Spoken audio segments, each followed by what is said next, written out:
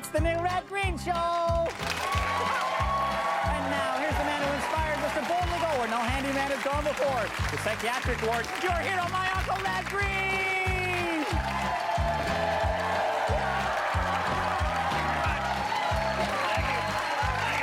Appreciate it. Thank you very much. I was kind of hoping to show you a special boat project we're working on here, but we've had a bit of a setback. We got a new boat? Well, no, Junior Singleton got a boat, Harold. Got one of them big gravel barges. Gonna turn her into a big bass boat, you know. 40-ton capacity, big enough for the whole lodge, you know, all the members. Just. But you know, you're gonna need a bigger motor than that to push it. Oh, no, Harold. No. We've each got one of these, eh? You put them all the way around on all the sides. Everybody's got their own motor. Yeah. But if everybody has their own motor, how are you gonna steer it? Well, that's the beauty of it, Harold. You just point your motor where you want to go, and if you can get enough horsepower to agree with you, you're going to get there. Talk about democracy in action. Yeah. So what's the holdup? Well, there's no real nice way to put this, Harold, but Junior's no longer with us. He's gone. Junior Singleton's dead? No, Harold, it's worse. He's in love.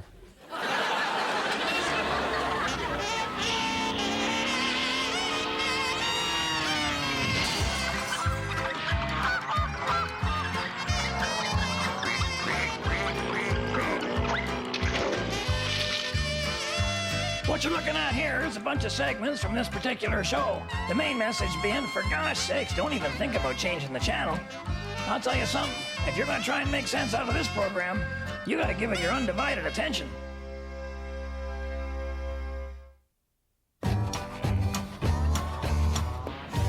Junior Singleton's really serious about a girl? Yeah. Where'd they meet? Oh, they met at one of them tool swap meet things, Harold. Her name is Noreen, and she was there trying to trade her butterfly impact wrench. And, of course, along comes Junior with his flexible head ratchet with the 2 nuts missing. Love at first swap. And they got nothing in common, Harold. I mean, she's metric, he's imperial. Can't work. No, sounds like you just don't want it to work, Uncle Red. Sounds it. Man, we should have seen this coming. We should have known there was a girl involved with that. He's been so happy lately, you know, shaving every day, eating properly, saying excuse me no matter who did it. I don't know, he looks the same to me. I saw him going into Norton Speed and Video Rentals. He went in to get down Our Man Flint, starring James Colburn. Yeah? Well, he come out with Xanadu, starring Olivia Newton-John. That's what love will do to you. So why can't Junior work on the boat and see Noreen? No, Harold, once that girl, Noreen's there, you know, they get into the kissy, mushy face stuff, and he can't concentrate in fixing up the barge. You'll understand once puberty kicks in. Well, later on, we're going to have an Adventures with Bill. These boys are going to try and ford the stream. If I'd have gone with the van, I would have dodged the stream. A lot of motive humor. Anyway, the 2 of them are out. It's part of their camping trip. We've had a few of these, and this is some kind of camp. It's certainly not high camp, and hopefully not mine camp. It's just camp. But we're going to start getting a little drinking water. You know, the water up here is like crystal spring clear. You can just take it right out of many of the bodies, or many of the lakes and the streams you can drink right out of. This isn't one of them, though. No. All right, yeah. Yeah, all right, fine, you're fine. Now, Bill, being an avid camper, has what they call the water purification tablets. That looks like something that has been relabeled by just a couple of them. And see, even that suggests to me that's probably not, well, anyway, okay, oh, they're fine. All right, there we go. All right, good. And what you do is you just put a few of those tablets in with your water. Not too many now, Bill. No, you need, I think you need 2. Just a two. That should do it. And then you put the water in, and I guess what happens is you get the kind of a chemical reaction going in there, and this may be why it's, boys, that's, fellas, yeah, I think you put a little too much. You're getting too much, like you might want, you know what you should do? Get the top off, get the top off. I think you got time, get the top off, take the top off. Get it off.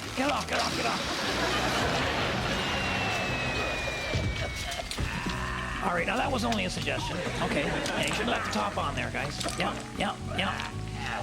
Anyway, what they have there, I guess, is crystal clear rain coming down. So, and crystal clear fog, which is what Bill and Harold are in most of the time, actually. Oh, yeah, what do you got? Yeah.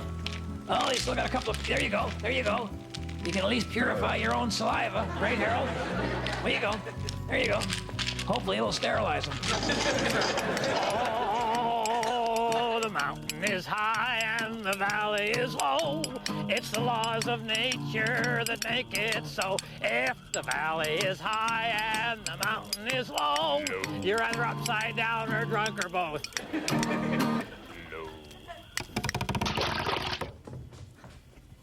She told you where to pick her up. Yeah, she told you what time to pick her up. She told you to write it down, did you? Of course not. You told her you didn't need to write it down. Where's that gotten you? Cruising the subdivision 10 o'clock at night looking for a house that may have your wife in it.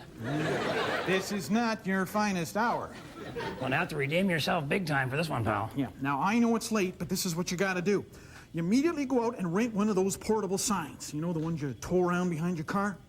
Make up a real mushy romantic sign just for her. Hook it up to the back of your car, start driving around, flash your lights. Honk your horn. Up and down the street. Shouting out her name. Yoo-hoo! Whatever draws a crowd. Yeah, now hopefully you'll be kind of in the right vague general area of town and she'll hear you coming. Unfortunately, so will all the neighbors. That doesn't matter, they'll all come out and you'll be able to pick her out in the crowd. Yoo-hoo, honey!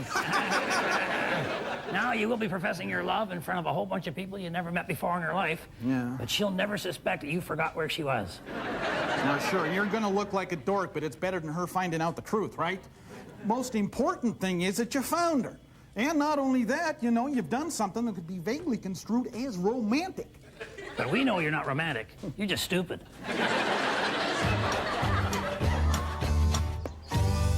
You know, the beauty of having the fine wood furniture is you can virtually paint it any color you want. Black, orange, purple, or all three, whatever goes with your curtains. This chair here is one that Bernice and I have had for many, many years. We call it our guest chair. A lot of memories in this chair. Not happy ones, but still. If I'm gonna strip that chair down, there's gotta be 9 or 10 coats of paint on there, so I'm gonna need something, a real powerful chemical to take that off. That's what I've got right here. So you gotta remember when you're taking these off there, you're talking kind of corrosive, very corrosive stuff on there. I would suggest you go with the protective. All right, now I would recommend that you go with the protective gloves on that, unless you really enjoy a good burn. And, Cole, you might want to wear an apron there, too, to, you know, avoid injury or arrest or frostbite. All right, there we go. We got the chemical on there, and now we, the stuff is stripped the instructions right off the can, so what? We wait? All right, Harold says we wait.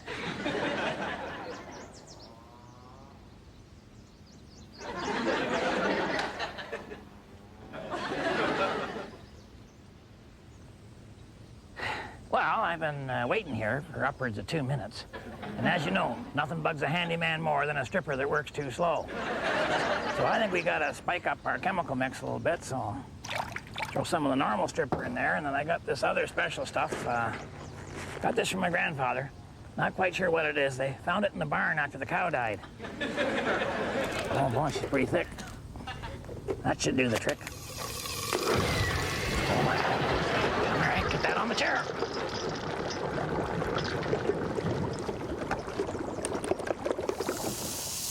We got a few layers off there. I'd say we're back to about 1978. But we're still not down to bare wood. So I think we need to switch to something just a little bit stronger. Boy, I'll tell you, I got a great mix going in here. I got bleach, and I got the caustic soda in there, and I got the drain cleaner, and I got a little bit of the nail polish remover, ammonia, peroxide, and 6 bottles of Mr. Gouda's Snappy Pop. So now all I need to do is take my car battery and kind of jump-start the whole shebang.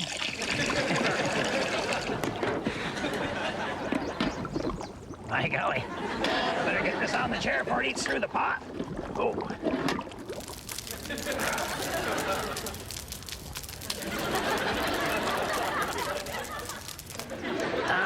And there we go.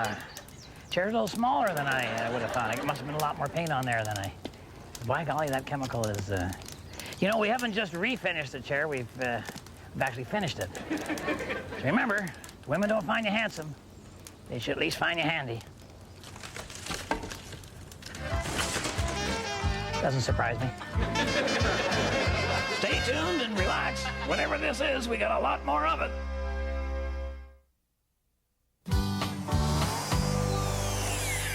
I want to talk to you guys about something that you're probably already aware of. You know, when you think about how many things there are to know in this world, you don't know very many of them, do you? Oh, sure, I know. When you were a teenager, you knew everything. But didn't you find that the smarter you got, the less you knew, and now you're at the point you can barely find your car keys? Now, what a lot of guys do is they concentrate and they learn all there is to know about some little obscure topic, like Studebaker hood ornaments. And they try to work that around into every conversation they get involved with. Like they'll say stuff like, you know, the President of the United States, that's a person that people look to. It's like a symbol. You know what it reminds me of? Hood ornaments. Here's a better idea. Why don't you men try doing what women do, okay? It's called listening. Oh, yeah. Women have mastered the art of listening to people go on and on about something that no one has any vague interest in hearing about. Things like hood ornaments. So give it a try. Try listening to someone. They won't mind that you're not saying anything. They'll think that means you're agreeing with their opinions, and in their minds, you'll be brilliant. And here's the best part. You don't have to pretend to be smarter than the person you're listening to, because chances are you're not.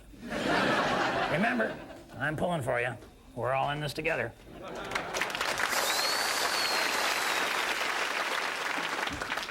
Well, what started off as a great idea is now a big pain in the neck. We got Junior working on the boat again, but now he brings Noreen with him. I tell you, she is the Yoko Ono of bass barges. Uncle Red, you're just uncomfortable having women around. No, I'm not, Harold. I'm very comfortable. I'll tell you, if my wife Bernice was down working... Okay, that's a bad example. All right. But, you know, there are plenty of women who would be an addition to the team, Harold, like that woman on Home Time or Martina Navratilova, someone like that. Baloney, baloney, baloney, baloney, baloney. Noreen's a real helpful kind of person. She's very handy. She got the generator started when you guys couldn't. She knows when you're lost all the time. That's very helpful. That's got nothing to do with it, Harold. She's just not one of the guys, okay? And all that hugging and kissing makes everybody feel bad. I mean, the guys who don't have girls feel bad, and then the guys who are married start thinking about what used to be or could have been or should never have been if there was a kind and compassionate God, you know. Hey, if you guys got some problem in your relationships, maybe, you know, it's always your fault. You know that. Why can't you change? You guys could change. We don't want to change, Harold. Why do you think we started a lodge?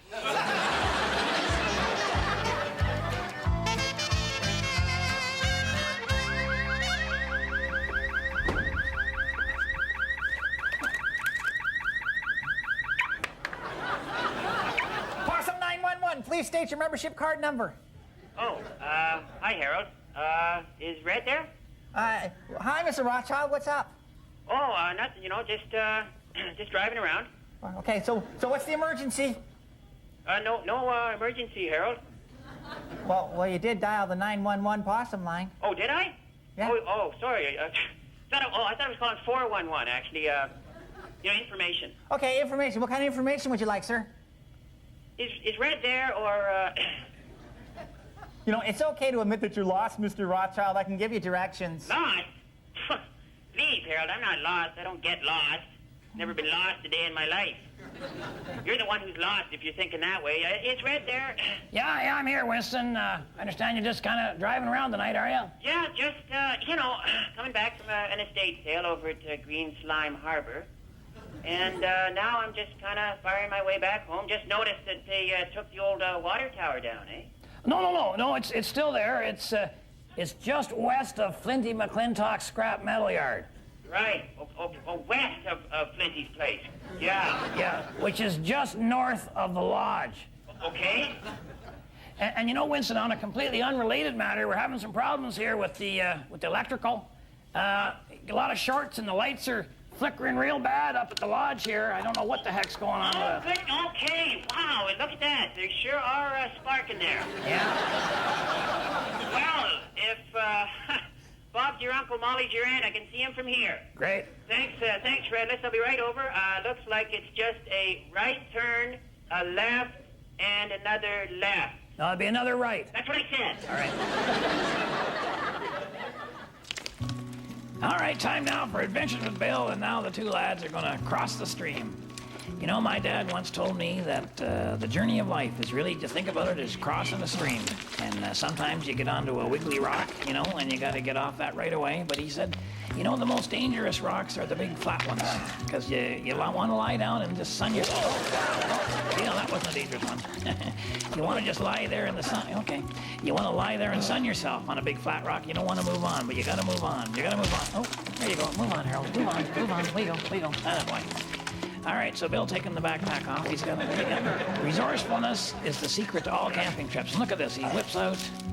What is that now? That would be a rope. He would have a rope in his pants. It'd be interesting to watch Bill get dressed in the morning, wouldn't it? You know, probably not after breakfast. It wouldn't do it. Anyway, he throws that across, and the resourcefulness. There we go again. Lasso's just a kind of a tree thing that was hanging there, probably from a previous trip of theirs. And he has Harold go and tie the other end, and of course Harold has all those fancy knots he learned from watching the Smurfs. There you go, Harold. End over end, up and over, inside out. There we go. And now what Bill's going to do is just use that to hold. There we go. There we go. Oh my gosh. And he's going to use that to just hold himself up, you see, take the weight. But, you know, you got to realize that a lot of the professional campers, they would use like a wire cable or a pre-stretched, maybe a pre-stretched, maybe not a cotton, maybe something that doesn't have the give to. And I think Bill has not prepared as well maybe as he should have for this crossing. Am I right? Yeah. Anyway, no, I see. He's staying with the theory, you know. Bill has a way of ignoring the evidence. And Harold is the evidence, and I choose to ignore that most of the time myself. Anyway, you got across. That's the main thing. There's the resourcefulness kicking in. Like a towel, Bill. There you go. Where'd that come from?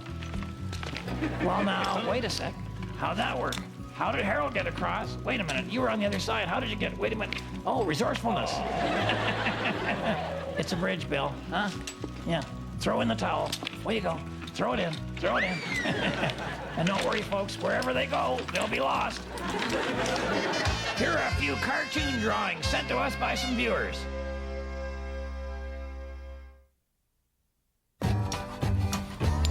Well, good news. We got our barge and our Junior back on track. You should be ashamed of yourself, Uncle Red. Why? Junior and little Noreen had a fight. Nothing to do with me. I mean, they're not even engaged, and she's already asking Junior about having kids. All she said is she wanted to build some lockers for life jackets. Right. When's the last time you saw an adult wearing a life jacket? She was getting Junior onto a slippery slope as far as I'm concerned. And you could tell he wasn't comfortable with the subject. Well, who would be? All the lodge members standing around, goading them on, poking them in the ribs. I love when they have those polite fights. You know? Dear, I think you're wrong. It's you that is wrong. Oh, no. Let's go discuss this in the car. And all through the clenched teeth, now the clenched teeth like that. Oh. If Junior got any more cordial, I thought he was going to snap his upper plate. You know, I hope they're okay, though. Oh, yeah. Well, sure they are. Sure they are. That's just the second stage of a relationship, Harold, the anger. Relationships have stages? Oh, yeah, sure. You got denial, then you got anger, then you got the bargaining. Oh, no, Uncle Red. Those are the stages of death and mourning. Yeah, and marriage, Harold. And marriage. Well, once again, it's that part of the show where we examine those three little words that men find so difficult to say. I don't know. I love when they do that. Okay. All right, joining my Uncle Red in the expert portion of the program today is his best friend, Mr. Hap Shaughnessy.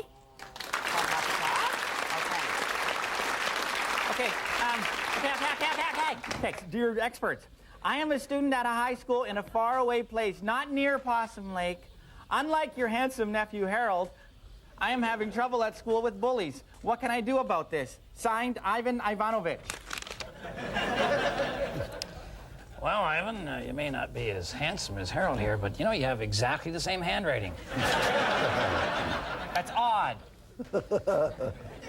Okay, Ivan. Ivan. you know. All right. Ivan, the best way to deal with bullies is go out there and learn yourself one of them self-defense things, like they got the judo, and I believe they have the taekwondo. Yeah. The Faso Latido. Pardon me, Hap? Faso Latido. It's that martial arts technique that I developed when I was Dwight Eisenhower's bodyguard. I never heard of Faso Latido. I sang it a few times. Well, I only taught it to a few people. It's a technique that combines karate, judo, ninja, and rhythmic gymnastics. Rhythmic gymnastics, isn't that the gym thing where you do the gymnastics and you got the rubber ball and the baton and you wave all them big ribbons around? That's the one. I got a silver for that in the '52 Olympics. I thought rhythmic gymnastics was a female competition. I know. I snuck in with the Russian women.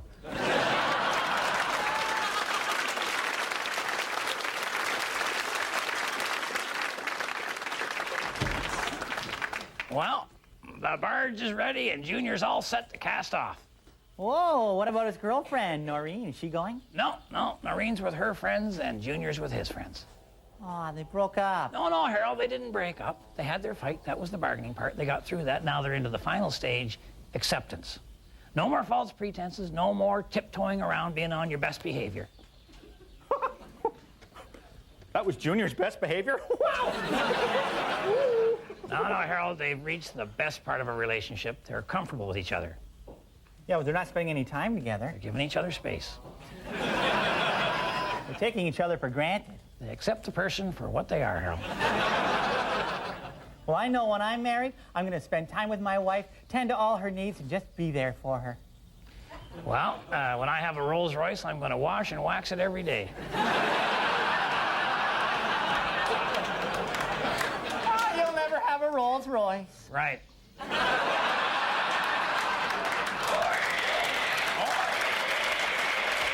Meeting time, Harold.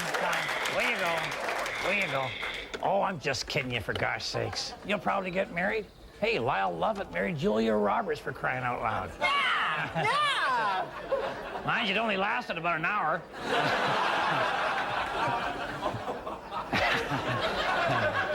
If my wife is watching, I'm going to come right home after we do a little fishing, and I'm planning to ignore you, take you for granted, and not talk to you, and I'm kind of hoping you're in a romantic mood, too. To the rest of you, thanks for watching, and on behalf of myself and Harold and the whole gang up here at Possum Lodge, keep your stick on the ice.